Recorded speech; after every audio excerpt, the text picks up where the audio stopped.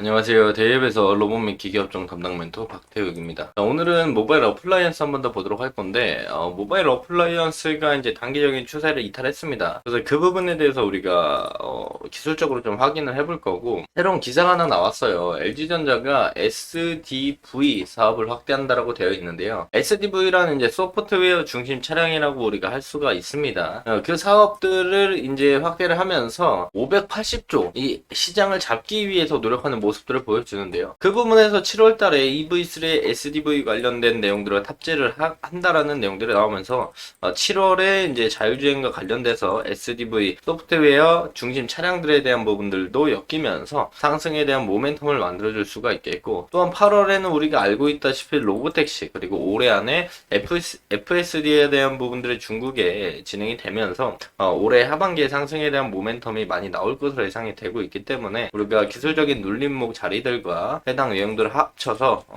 모바일 어플라이언스 보도록 하겠습니다. 자, 해당 영상 본격적으로 시작하기 전에 앞서서 저희 데이업에서는 해당 종목뿐만 아니라 전 종목 모두 꾸준히 추적하고 분석해드리고 있기 때문에 구독과 좋아요 한 번씩만 눌러주시고 영상 시청해주시면 감사할 것 같습니다. 자, 바로 본론으로 들어가서 볼 거고요. 저번 영상에서 말씀드린 걸 먼저 좀 말씀을 드리면, 우선 모바일 어플라이언스가 2020년부터 고점들이 낮아지는 이런 추세에 대한 상단부를 최근에 많이 두드려주면서 돌파하기 위한 모습들을 좀 보여주고 있습니다. 앞부분에서 돌파하지 못했던 부분들과 윗골을 강하게 달아줬던 건 이 앞부분의 물량들을 해소하기 위한, 소화하기 위한 과정들을 거치고 있다고 생각을 해주시면 좋을 것 같고요. 이전에 이제 상승을 하면서 현대차 레벨 3 자율주행에 대한 내용들이 나오면서 해당 매물대를 다 소화하지 못했기 때문에 이번에 좀 변동폭을 크게 주면서 흔들면서 해당 라인들의 돌파 여부를 좀 만들어 가고 있었는데요. 최근에 이제 단기 추세 이탈에 대한 여부들, 이 해당 라인들을 이탈해주지 않는다라면 우리가 장기평의 지지들을 받으면서 다시 한번 추가적인 상승, 그리고 해당 돌파, 해당 매물대 라인들의 돌파 여부를 우리가 주목해 볼 필요가 있다라고 말씀을 드렸고, 해당 추세를 이탈하게 된다면 우리가 그 다음에 있는 아래쪽에 있는 매물대 라인들까지 보면서 이분할 전략들도 한 번쯤은 생각을 해보시면 좋을 것 같다라고 말씀을 드렸었죠. 그래서 단기 추세를 이탈하면서 내려오는 모습들을 보여주고 있는데, 내려오고 나서 이제 반등이 나올 거라면 상승에 대한 모멘텀들이 우리가 있어야 됩니다. 이 상승에 대한 모멘텀으로 우리가 예전부터 말씀을 드렸던 건 8월 8일 로보택시와 중국 FSD에 관련된 내용들, 그리고 2024년, 2025년 초반에 끝나는 현대차 레벨 4 실증 사업에 대한 부분들을 말씀드렸습니다. 해당 부분이 조금 더 당겨져서 마무리가 되고 자율주행 5나 4에 대한 상용화에 대한 부분들이 나오게 된다라면 그 부분에서도 이제 상승에 대한 트리거가 될 수 있다라고 말씀을 드렸는데, 현재로서 이제 새로운 기사를 하나 가져와서 또 보게 된다면 SDV 사업도 이제 자동차에 관련된 부분들과 엮이면서 또한 상승의 트리거를 만들어줄 수 있거든요. 그래서 580조 시장을 잡아라. LG전자가 SDV 사업을 확대한다고 합니다. SDV가 소프트웨어 중심의 차량이라고 보면 될 것 같아요. 그래서 내려서 보면은 LG전자가 SDV 솔루션 사업을 확대를 하고 있다.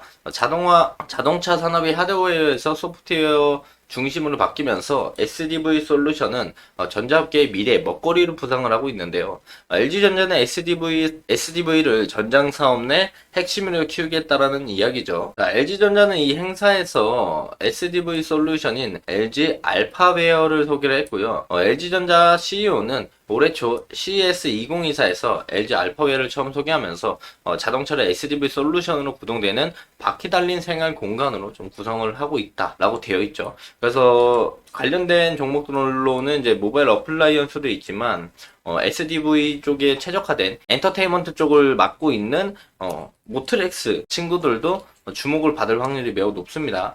그래서 이제 LG 알파웨어는 차량 소프트웨어 모듈인 베이스웨어, 개발자용 솔루션, 옵스웨어, 차량용 엔터테인먼트 솔루션 나오죠. 솔루션, 플레이웨어, AR, VR 등을 기술을 활용해서 메타웨어 등으로 구성을 했고요.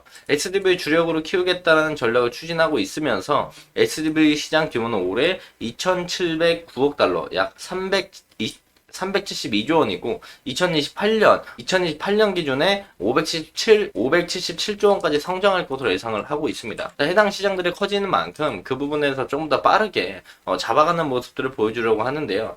초기 성과에 대한 부분들을 우리가 같이 보면서 상승 모멘텀을 볼 수 있을 것으로 생각을 합니다. LG전자의 차량용 특화된 웹 OS는 7월 국내에 출시될 7월 국내에 출시될 기아의 새로운 보급형 전기차 EV3에 탑재될 예정입니다. 자, 그렇다면 해당 차량용 웹 OS는 LG 알파웨어 중 차량용 엔터테인먼트 솔루션인데요.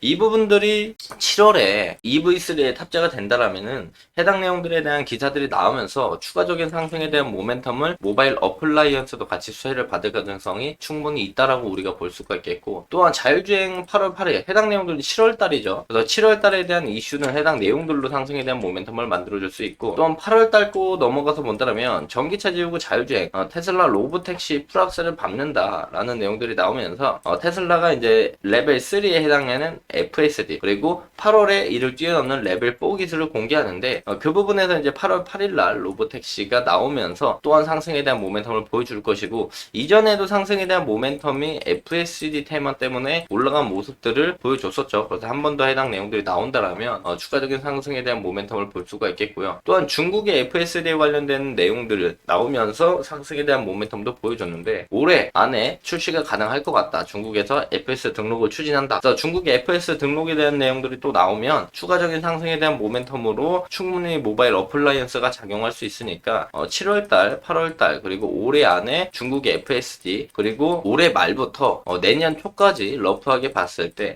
현대 모비스 쪽에서 레벨 4 자율주행 실증 사업을 끝마치는 내용들이 나오면서 상승에 대한 트리거들이 하반기에 많이 나올 수 있으니까 눌림들을 공략을 해본다라면 추가적인 상승에 대한 모멘텀을 볼 수가 있을 것이다. 그런 부분들 참고하시면 좋을 것 같다 말씀을 드리면서 금일 영상 마무리하도록 하겠습니다. 자, 해당 영상은 제 개인적인 견해가 많이 담겨있기 때문에 투자자분들의 주관적인 생각 그리고 제가 말씀드린 해당 내용들을 토대로 현명한 선택을 하시면 좋을 것 같고요. 자, 금일 영상이 조금이나마 도움이 되셨다라면 구독과 좋아요 한 번씩만 눌러주시고 댓글도 많이 남겨주시면 감사할 것 같습니다. 자, 금일도 영상 끝까지 시청해 주셔서 감사합니다.